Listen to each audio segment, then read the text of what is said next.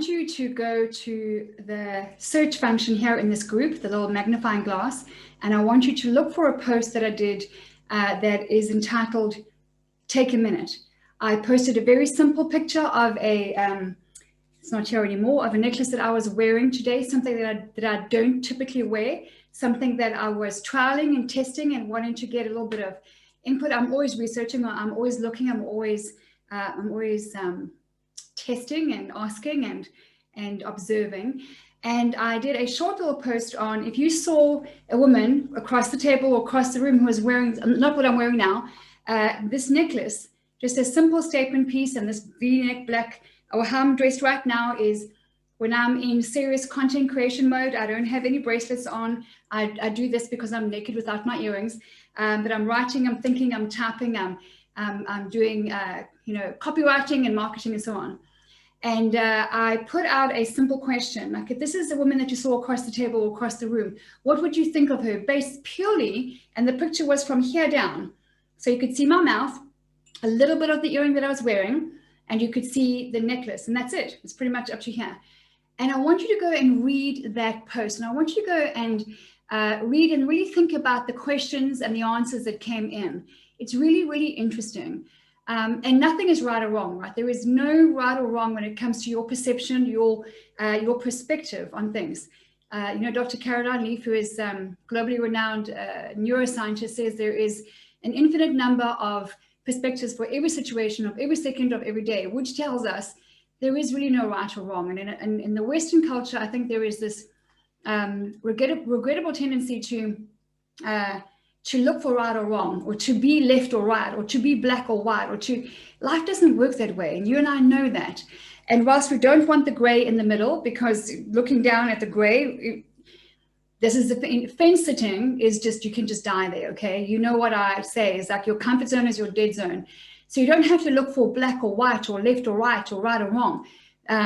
But you do have to make a decision, and you do have to get involved, and you do have to participate, and you do have to open your mind and your heart to a different perspective.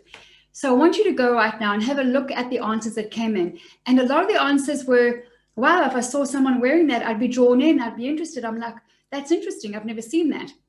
And then you have women who said, what she's wearing tells me she's fully confident, and I'm more drawn to women who need a boost of confidence.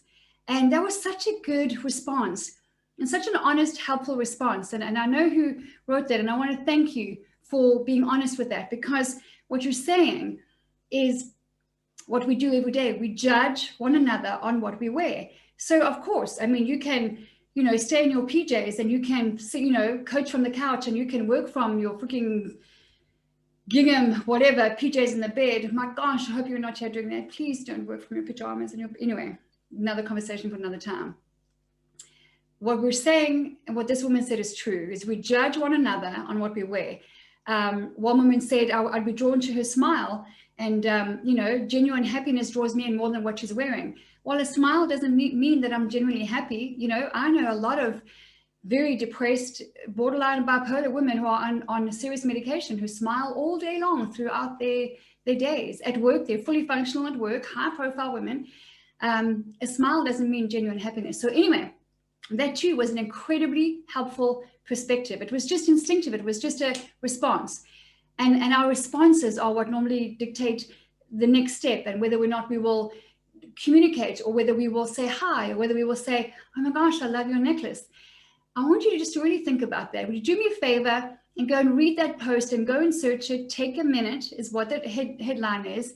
And it was a short little 60-second, 2-minute little test that I did, just to see, like, I wore something different, took a picture, and I just wanted to see, because my perspective of this picture of the necklace is different. It feels so different on me than what I normally wear.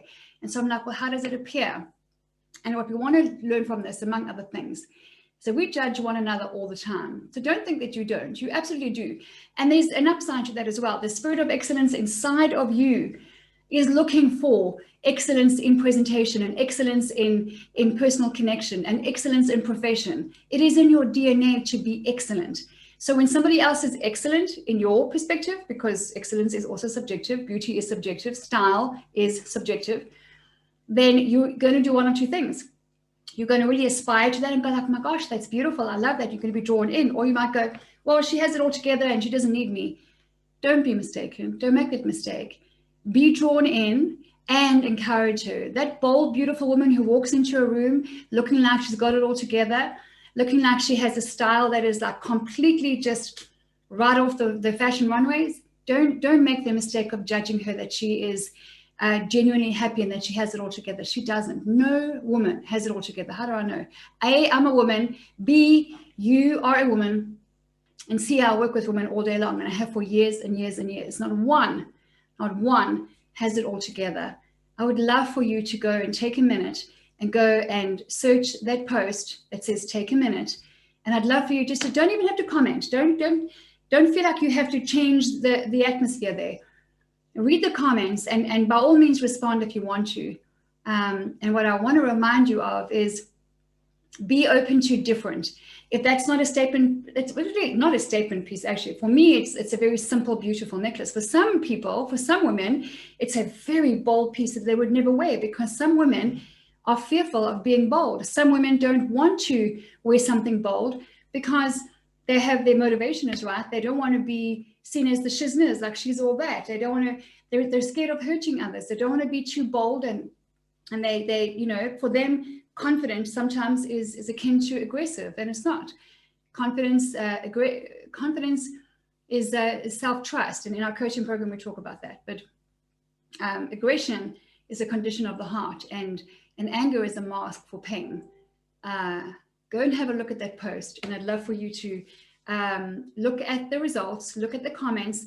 By all means, respond and comment and give your input as well. But what I do want you to take away from it is the fact that what other women wear instantly causes for you a judgment, a perception, a perspective, which is right, it's not wrong. But then you must test your perspective. You must test your perspective. Is what she's wearing holding you back from connecting with her? Is what she's wearing drawing you in which case you should be wearing something like that? If you're drawn into that, then you should be doing that. Don't be afraid of being bold. Don't hold back on being bold. The righteous are as bold as a lion. Bold is not the same as self-esteem, and self-confidence is not the same as self-esteem.